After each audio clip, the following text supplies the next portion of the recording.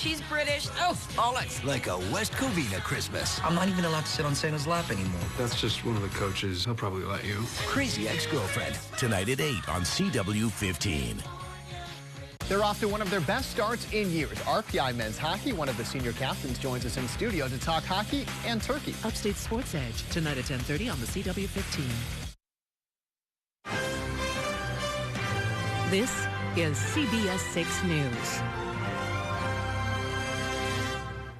A stunning fall for one of New York's most powerful politicians, accused of getting nearly $4 million in bribes and kickbacks. Sheldon Silver found guilty of all the charges in his corruption trial.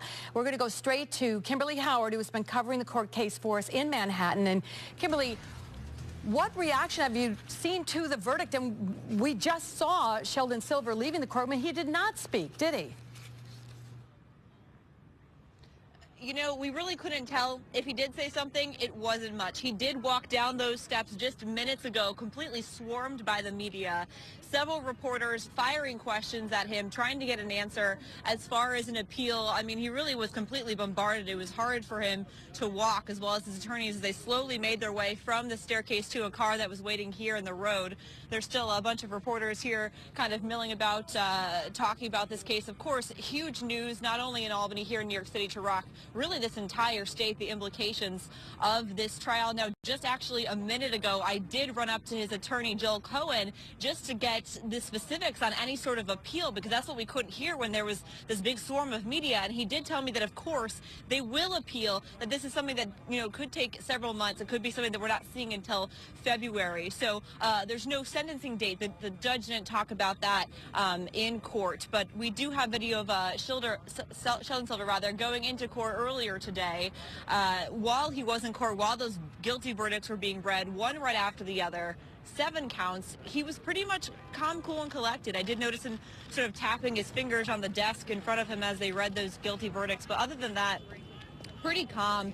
The jurors were calm too, and perhaps that was a surprise to, you know, many of the media members who have been covering this trial, because there's been so many issues with the jurors, including just hours ago, including earlier today, a taxi driver saying that he wanted out because of this case. The judge would not let him out, would not let him leave, urged him to continue the deliberations, and that she felt that he could, you know, come to a verdict. That's exactly what happened hours later. And just minutes after this verdict, the U.S. Attorney, Preet Bharara, released this statement.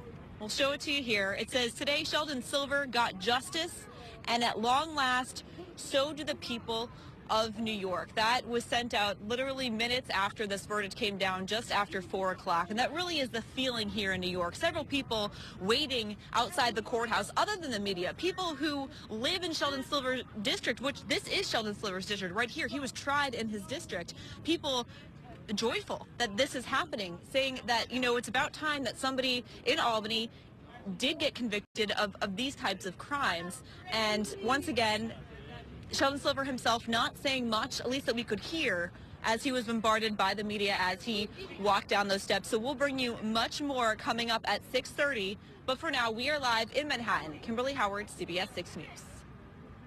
All right, Kimberly, thank you. And joining us now, Republican State Assemblyman Steve McLaughlin of the 107th District, including parts of Rensselaer, Columbia, and Washington County. Steve, thanks so much for joining us.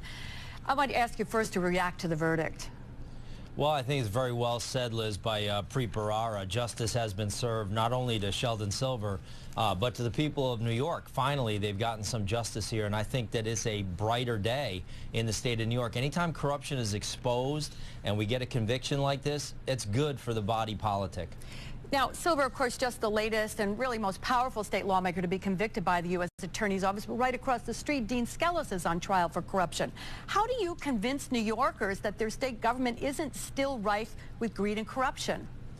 Well, that's a big thing to try to convince the public. I think the only way you do it is to do, hopefully, what I've been doing, what others have been talking about, continue to expose this as much as you can. And congratulations to Preet Bharara and to his team of attorneys. I think the way you restore the trust in government by the people of New York is to continue to expose this, to continue to get the corruption trials underway, continue to send these people to jail. And really, the public has to pay